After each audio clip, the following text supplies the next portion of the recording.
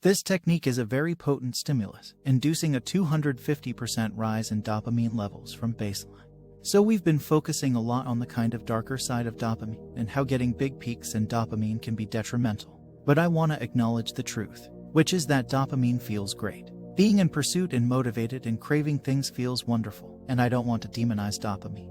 What I'm trying to do today is to illustrate how dopamine works in your brain so that you can continue to engage in dopamine evoking activities, and certainly, there is a place for ingesting things that can increase dopamine, provided that they are safe for us in the short and long term. There are activities that we can do that will give us healthy, sustained increases in dopamine, both the peaks when they happen, and to maintain or even increase our baseline levels of dopamine. So how do we do that? What are some of these activities? Well, in recent years, there's been a trend toward more people doing so-called cold exposure. In part, this was popularized by Wim Hof, the so-called Iceman. Getting into cold showers, taking ice baths, and exposing oneself to cold water of various kinds can increase our levels of dopamine, as well as the neuromodulator norepinephrine. This is not a new phenomenon. In the 1920s, a guy by the name of Vincent Prisoners was one of the first people to popularize and formalize cold water therapy.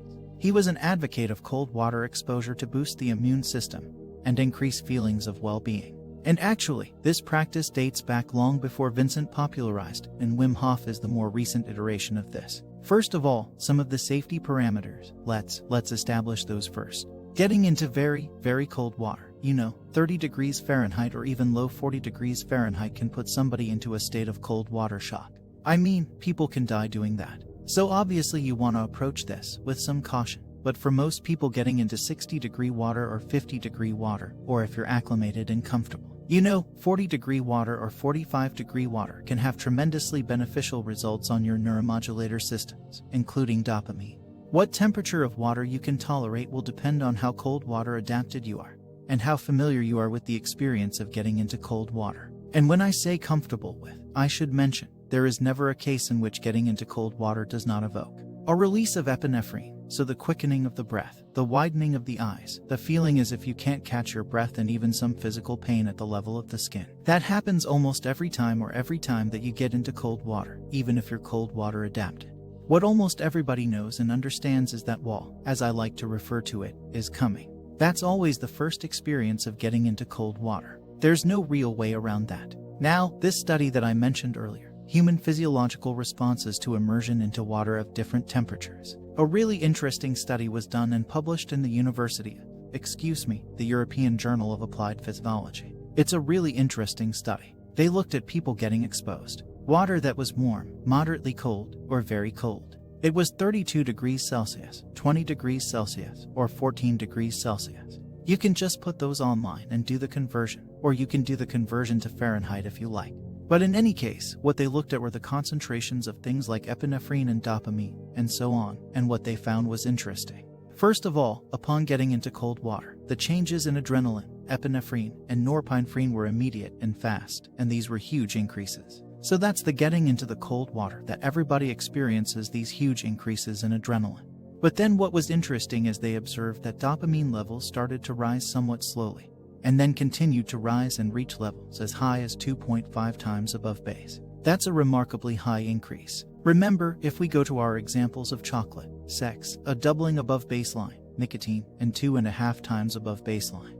The increase in dopamine from cold water exposure of this kind was comparable to what one sees in cocaine, except in this case it wasn't a rise and crash. It was a sustained rise in dopamine that took a very long time, up to 3 hours, to come back down to baseline, which is remarkable. And I think this explains some of the positive mental and physical effects that people report subjectively after cold water exposure. One question that many of you are probably asking is just how cold should the water be? Well, you could mimic what was done in this study and do 14 degrees Celsius, but for some people that won't be cold enough. For some people that will be too cold. They did look at the release of stress hormones like cortisol in addition to the release of things like epinephrine and adrenaline. And it's interesting that they noted that in all cases, but especially at that coldest temperature, there was an increase in cortisol, but that it was transient, that eventually people's cortisol, the stress hormone, subsided. There are two different approaches to remaining in the cold when it's uncomfortable. One is to try and relax, to try and practice slow breathing, to try and dilate your gaze, to essentially try and calm yourself so that it's not as stressful in the cold. Other people, however, take the approach of trying to ramp up their level of internal autonomic arousal, meaning to get energized and kind of lean into the friction of the cold. And they find that easier. Other people distract themselves. They recite the alphabet or they do something, anything to try and distract themselves from the discomfort.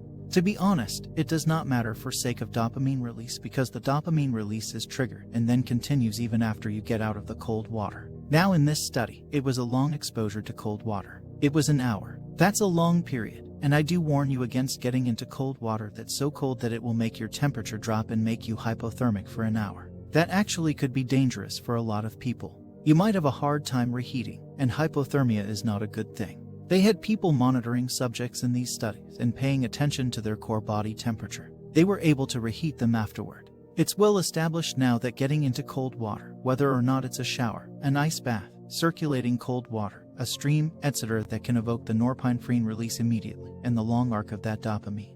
Why would that be good? Up until now, I've said getting increases in dopamine detrimental to your baseline.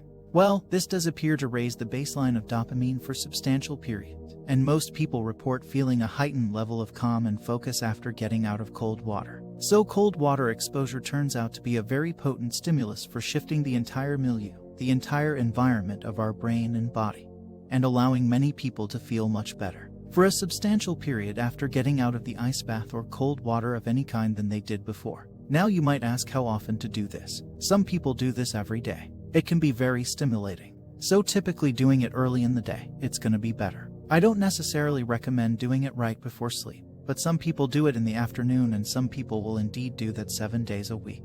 Other people 3 days a week, other people every once in a while. What I can say is once you become cold water adapted, it no longer has the same impact of novelty and feeling a bit like a shock to your system.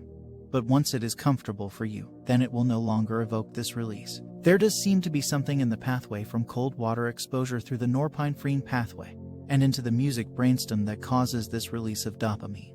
Nonetheless, has zero cost. I mean, you need access to water of some sort, cold water, a shower. But zero cost is a way of triggering a long-lasting increase in dopamine without ingesting anything, but it is a very potent stimulus. Again, 250% rise in the baseline. 2.5 times the rise in baseline rivals that of cocaine, which is remarkable.